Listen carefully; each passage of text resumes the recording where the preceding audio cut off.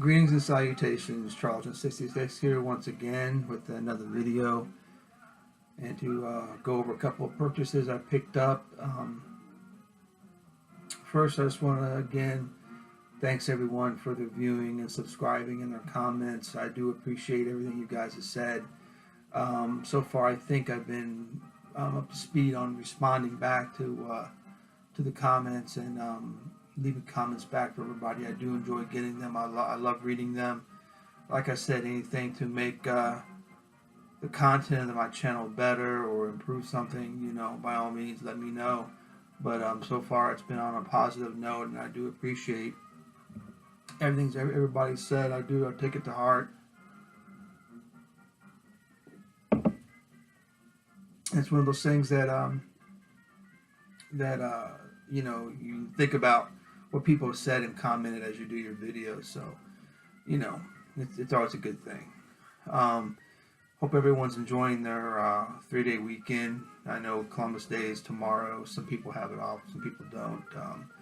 It's a gloomy, rainy day here in the DC metro area, but there was a local comic book show to brighten the day up. So, what better time to go to a little local comic book show than on a gloomy Sunday. Went there with nothing really in mind other than finding some Charltons. So I went there, talk to some of the dealers that I know and see what's going on and try and get a pulse on what's happening. Seeing a lot of, in this area anyway, a lot of Golden Age requests and a lot of people doing some good deals and some good pickups with Golden Age, which always is a good thing. I guess maybe too much of the new stuff, I don't know, but they seem to be a Golden Age area for Golden Age requests. I talked to some dealers who were at Baltimore, and they said a lot of them were dealing with requests and wants and selling a lot of Golden Age books, which is good. So, but anyway, I went to the show with nothing in mind, like I said, other than finding some Charltons. But I did come across a couple things.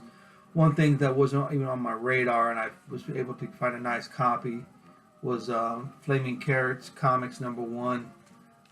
Really nice, high-grade copy. It's hard to find this thing with the black borders and the black edges. So, but I found a nice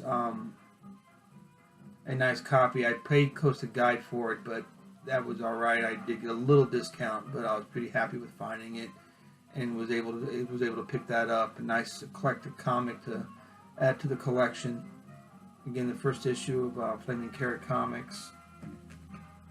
Along with #1, I found #2 in pretty nice shape as well.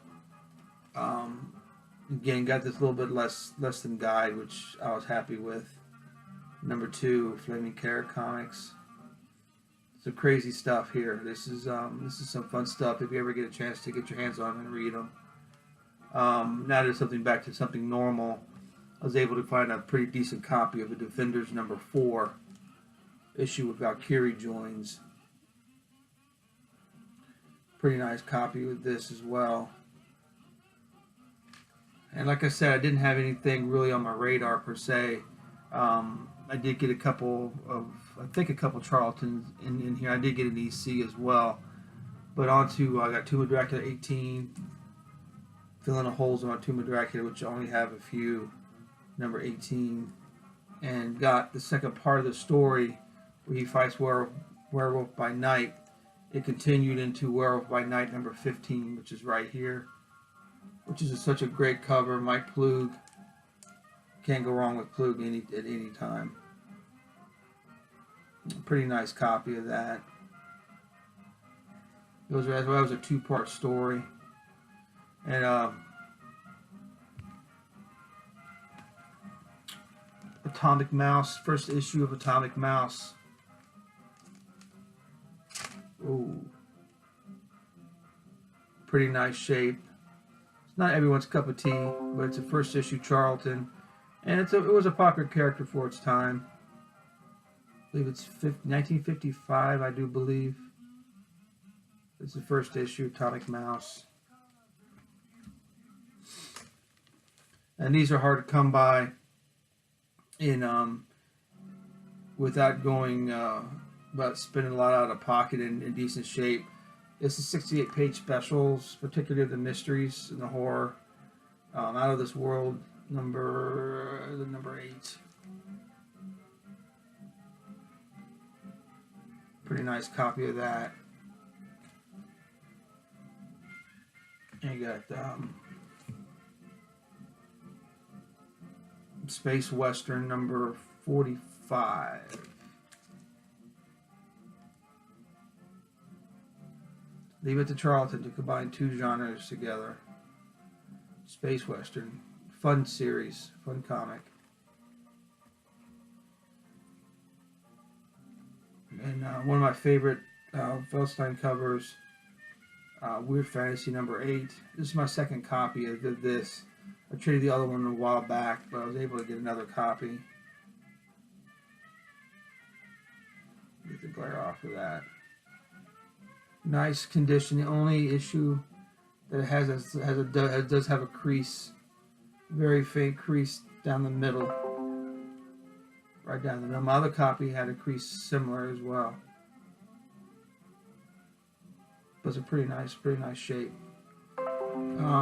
But yeah, the show was pretty decent. Again, it was a local small show, and I just go there and just to brighten the day up. Like I said, it's been gloomy here, gloomy and rainy, but talking to dealers is always fun to do. Go around, see what's going on, see what's happening. Another thing I want to show real quick is Charlton Bullseye, not the comic book itself, but the fan prozine that Bob Layton, the CPL guys, put out back in the day, in the 70s. Bob Layton did this from his apartment in Malloway Drive in downtown Indianapolis, my home city. Little did I know, living there, that I was by greatness. Bob Layton, not too far from where I live, was putting out this fanzine based with Charlton, based on Charlton comics and all things Charlton. So all these are signed by Bob Layton when I met him, but I was going through my collection and I had all 4 of these together, so I figured I'll show them so everyone could see what they look like, and if they were at a show or a convention, and pick them up. They're fun. They're hard to find in any decent shape and for a pretty for a decent price. But here's here's the first issue. Charlton Bullseye, signed by Bob up here.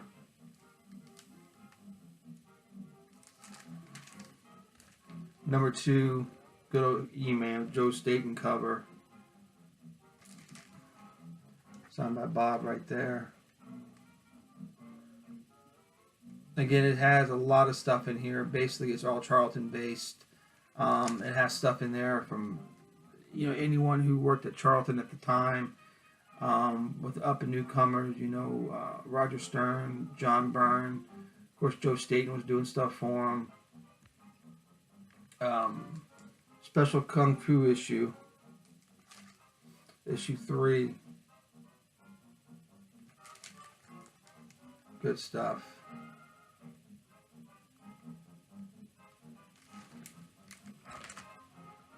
And here's Charlton Bullseye number 4. The awesome E-Man Joe Staten cover, pirate cover, pretty cool. And again, all of this it was more of a prozine than a fanzine.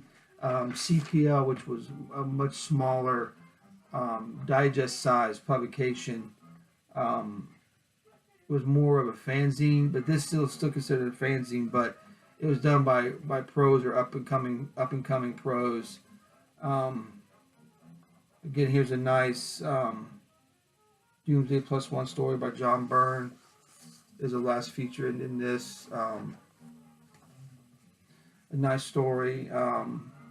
There's other pros in here by other writers, and there's a checklist of coming out in Charlton News. Another This Guy E-Man story in the beginning of it. Bob Layton edited, Nick Cuddy and Joe Staten. Right here, E-Man story. And a nice early Simonson piece of the Peacemaker, which has his helmet in a different way than the way the helmet was in the comic book. Both helmets I like. This helmet more of like a gladiator style helmet, or Centurion style helmet, which I thought was pretty cool. But a lot of the Charlton bullseyes are like that, just full of Charlton history and Charlton news and information. And again, like I said, spot illustrations by up and coming pros and semi pros at the time. And this is CPL. This was issue 9 and 10. They combined it. The CPL came out in a smaller, because that CPL was contemporary pictorial literature, was what CPL stood for. But they combined 9 and 10 into a Charlton portfolio, which, again, hard to come by. When you find it, you should pick it up. It's got an awesome Don Newton wraparound cover. Inks by Bob Layton on it with all the major Charlton characters. You see Peacemaker's helmet there, how different it is in the way Simonson. Oh, there's a nice Gorgo by Cockrum in this. Pretty cool. This has a cardboard stock cover. It's a little bit more durable. Again, the Sentinels, which was a quick character group that appeared, I think, in Charlton Bullseye, by Joe Staten and Duffy Volan. Duffy Volan. And here's a question pin up by John Byrne and Duffy Voland. And there's even stuff in here by Neil Adams, John Byrne. They had a lot of people coming in doing this stuff. Jim Aparo has stuff in here.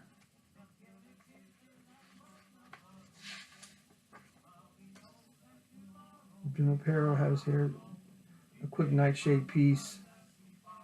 But it's just full of this kind of stuff, which, if you're even a fan of comics, of course Charlton in particular, it's worth getting and picking up. I